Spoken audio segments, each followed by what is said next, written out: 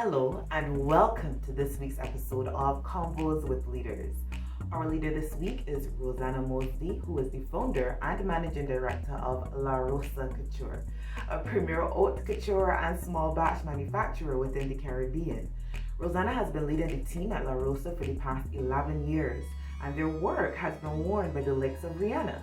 In this week's episode, Rozana is going to share about her leadership journey, and she leaves some beautiful words of advice to those of you leading your own companies. Stay tuned. So let's see this great artwork that you have created specifically for us today. Me and my stick people. You are your nice. This looks interesting. So tell me about this. What does this represent in terms of leadership for you? This person here is the leader. Yeah. And I think of a leader as a person who can motivate other persons by first telling them their vision and getting them to buy into that vision, and then this person is willing to follow this person to bring this dream or this vision to reality. Nice. I like that. Setting that vision and really inspiring people to go with it. And particularly when you're the leader of a business, when this business is your business that you have started, that you've got an idea for, and being able to gather people in that's definitely quite important. Right. So I love that.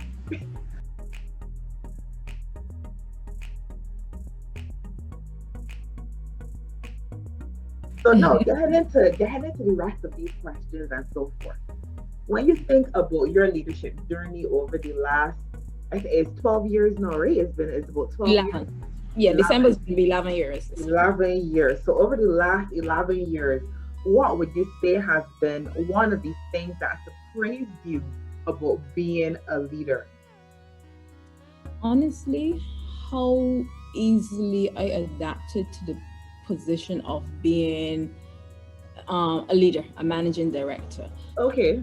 When I was young, I was very shy. I was very insecure. I was very, I would say I was scared of people. Right. But yeah. when I actually decided to take over my own business, and also being a like an assistant manager at the previous businesses that I was at, it surprised me the way how I was able to speak to persons, and they actually, sometimes you speak to a person and it's like they react negatively, they're ready to quarrel and whatever. Sometimes I had meetings with persons and I spoke to them, and when it was finished, it was like, okay, we understand what you say. Right. It wasn't like that aggressive, attitude. So some of that surprised me as to how easily I could relate to persons and actually get them to understand, you need to do better in this area. Yeah. That type of way. So that was one of the things, how easily I adapted to being a manager. Yeah. That's actually quite interesting, because one of the things that people sometimes struggle with is, especially when you move from the position of maybe just being a colleague with someone, and then you move into a position of leadership, sometimes that is a hard thing to navigate. So what would you say then was one of the things that kind of helped you in terms of maybe your mindset or your approach in terms of helping you to navigate this new reality of leader? Actually, the fact that I was their colleague. Right. So when I was a normal worker, I knew what I wanted from management. Yeah. So when I was in the position of management now, I say, okay, this is what I wanted when I was a normal worker. So now is my opportunity to put those things into place. Yeah.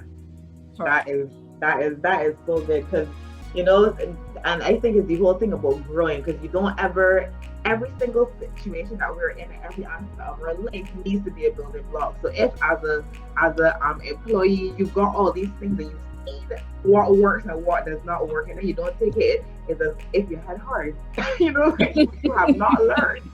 So that's really good, because you're coming. Also, sorry for crossing. No. Also, I'm be honest that also being a manager, you could understand now why management made certain decisions. Yeah. You were a normal worker. Yeah. Also. because now you're in that position, you understand like all of the elements that they're dealing with and why they make choices as well. Yeah, that is so true. So now you have a way more holistic look or a holistic picture of what's going on. So from the perspective of the employee, but now also from the perspective of the management, be able to bring those two elements together. Correct. Yeah.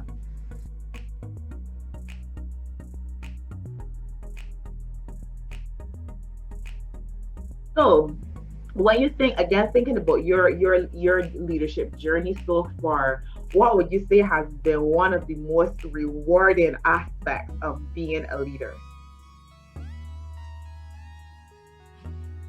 I guess getting to showcase your work. Yeah. At an event that probably you thought you would never be in a place to show your work at. Yeah. And I would say two things.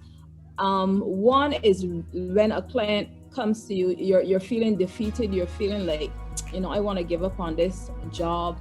And then a client comes and says like, if it wasn't for you, if it wasn't for the service that you provide, my business would not be where it is.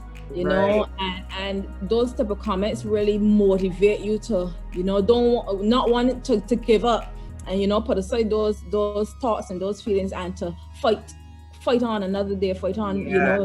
It motivates you to not want to give up. Sometimes when you're really defeated and someone comes along and they say something like that, it really lifts your spirit. Yeah, that is so true. That is so true, because the truth of the matter is, leading your business is never easy. Being a leader is not easy. So those moments of encouragement really go a long way. And then, like, to go even a little bit further, when you think from the perspective of your staff, because we spoke about the perspective of how the clients would be encouraging and how that is rewarded, but from the perspective of your staff as well, what would you say has been a rewarding experience for you? Well, to also hear them say, because I didn't hear the person say it for myself. Right. A friend of mine called me and told me that one of the workers said that La Rosa is one of the best places that they have ever worked. Wow. Because the environment is so accommodating. It's not a hostile environment. It's not an environment that you feel like, oh, I can't stand in here. So to hear a worker actually say something like that, makes you feel like, okay, I must be doing something correct. Oh, for sure.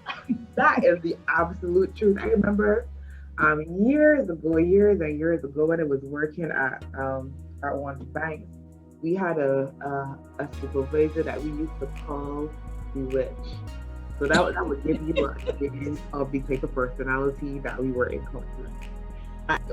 You spend so much of your working hours, of your awake hours at work, that you don't really want to get into that environment. Exactly. And having been a worker and passing through that phase where I felt like every time I used to get the door, I'd be like, Lord, I have to go inside here. Yeah. And then becoming a manager, I was like, I do not want to create that type of environment that my worker feel like, I'm going here today. Exactly.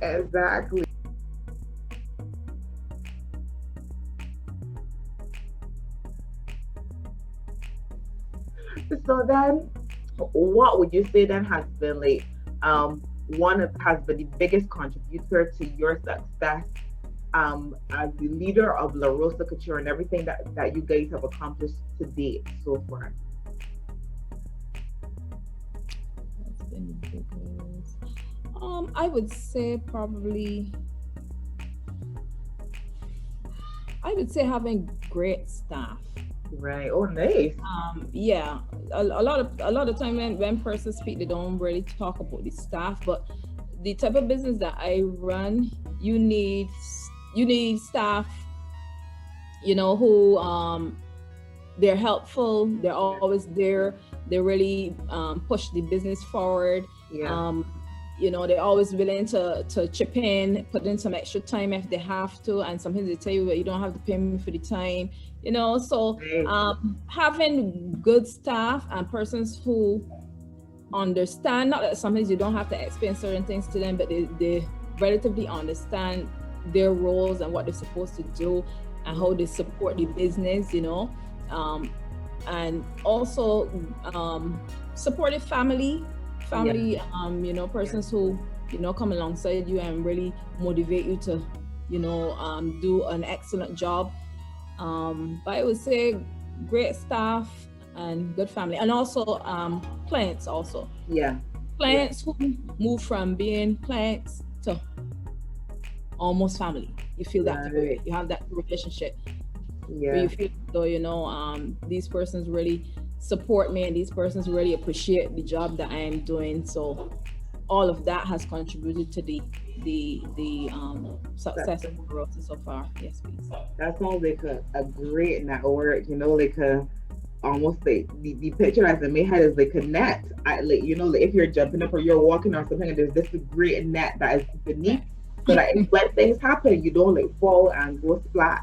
But there's catches. But somebody catches you.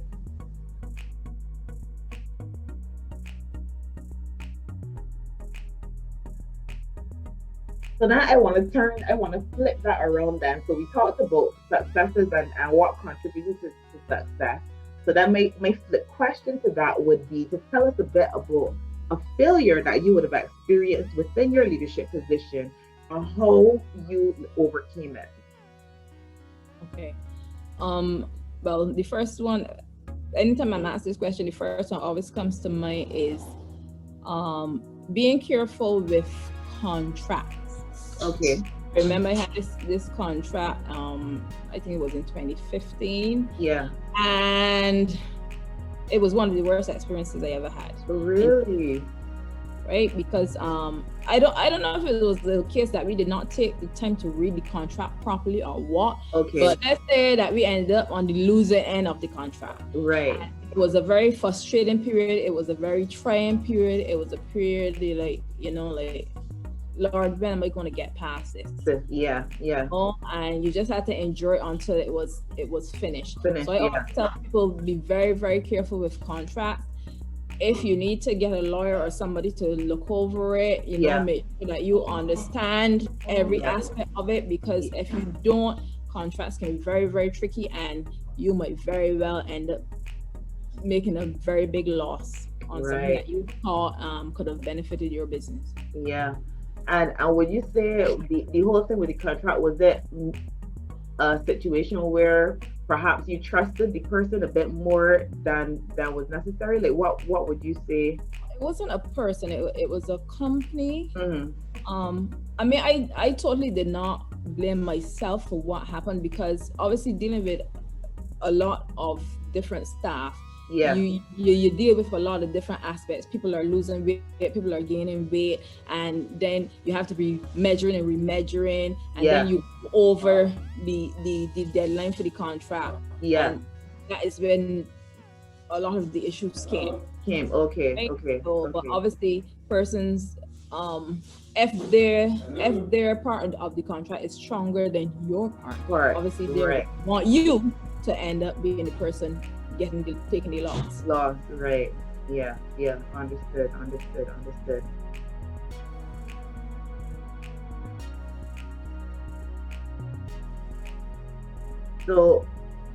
So again, when you think about then your journey, the journey that you've taken so far, what would you say has been the most instrumental developmental activity that you've done for yourself so far to improve your leadership skills and to improve your ability to lead La Rosa?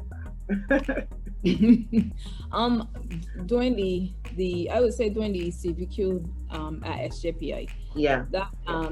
That experience, hearing from other persons who are also in a leadership position and being in the class and the experiences and the different aspects that the teacher taught about business, it really helped me to understand business a little bit better. As I told you before, yes, the ending of the CVQ was a little taxing doing the portfolio, because I'm not a book person. I'm more technical, hands-on person. And it was a little bit stressful, but thank God I still, pushed through and got through that aspect of it. But doing that CVQ and developing a new or an existing business was very, very helpful. Nice. What would you say has been one of the things that you would have implemented like immediately coming out of that you like one of the immediate skills or I don't know, maybe knowledge areas that you were able to implement like almost immediately into the business? That's a hard question.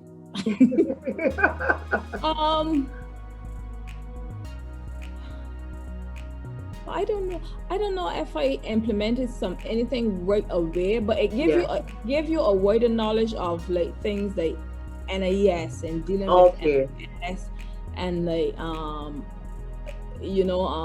well, actually one thing that I did after hearing the teacher talk about it, because I actually had myself registered as an employee of the business. Right. Then I had to switch that over and put myself as the head of the business, which is a different aspect of NIS.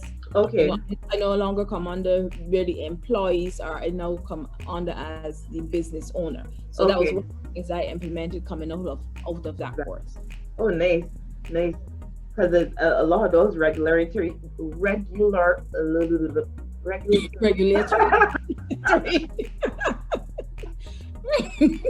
that else going? Yeah, and sometimes those things are not very obvious because if you don't know or if you don't have somebody who could guide you, you have absolutely no idea, and you just sometimes there's just big trial and error, and there's so many different ways that you can either save yourself money or cost yourself money if you don't know how to implement it properly. So yeah.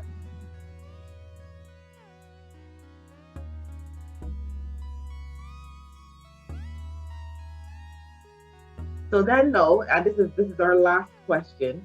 So when you think about the stage now that you're at in terms of your life and your career, what would you say would most support your continued growth for yourself, especially considering or thinking about where you want to be in another year or so? What would most support your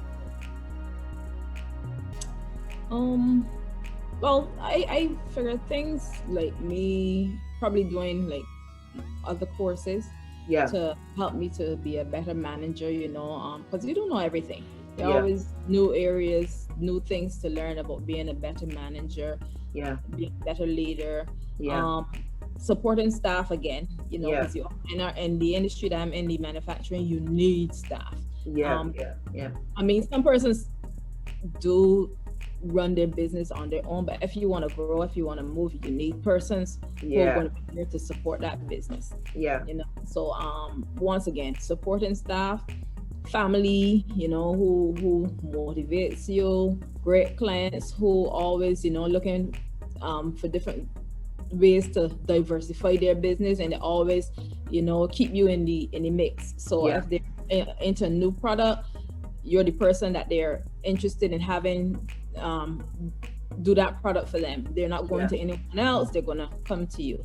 So stuff like that, is to me the things that will really push the business on. Nice.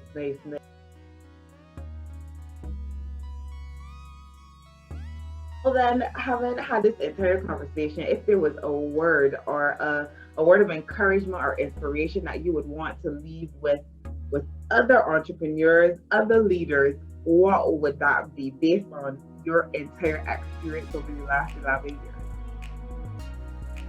In the times when you feel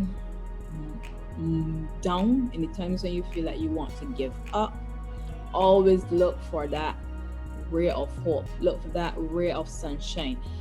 Even though things might look bad, even though in the moment everything might feel bad, everything might feel as though it's collapsing, there is always that glimmer of hope. There's always something that can motivate you, some thought, some word, some person, something that can motivate you to get up and fight another day. Right. I've had so many experiences when I just wanted to throw up my hands.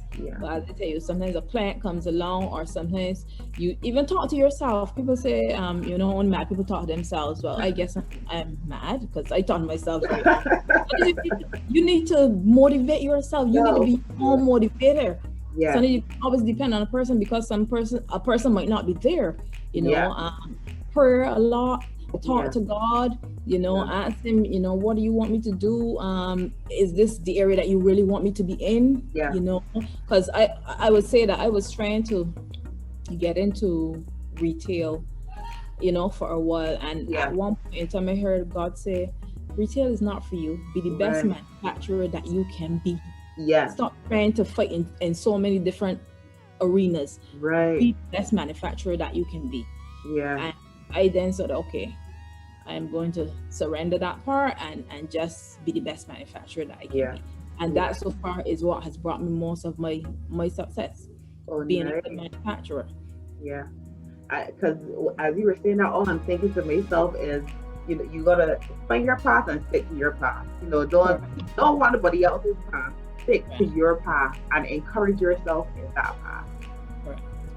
Rozana La Rosa.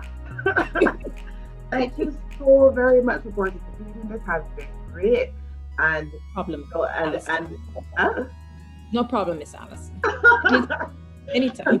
Because one of the reasons why I wanted to do this as well was because when you're looking for accessible inspirations from leaders, you always see like the really big ones. So you see the Bill Gates, you see, you know, the guy from Google, Facebook, you see all of them. But a lot of us, we are ordinary people living our ordinary lives and trying to be extraordinary within the sphere that we are at, and we don't see a lot of those stories. So I want to bring those stories to light for people so that they have others that they can look at and focus on to be inspired by and be like, I could be like Rozana, you know. Listen, I have had that similar experience. I remember a time I went to a seminar with this guy. He said he was a millionaire at 22. And I said to myself, like, I really don't want to hear your story. I want to hear a story from a person like me who came from nothing, who came from nowhere and fought their way up. Exactly.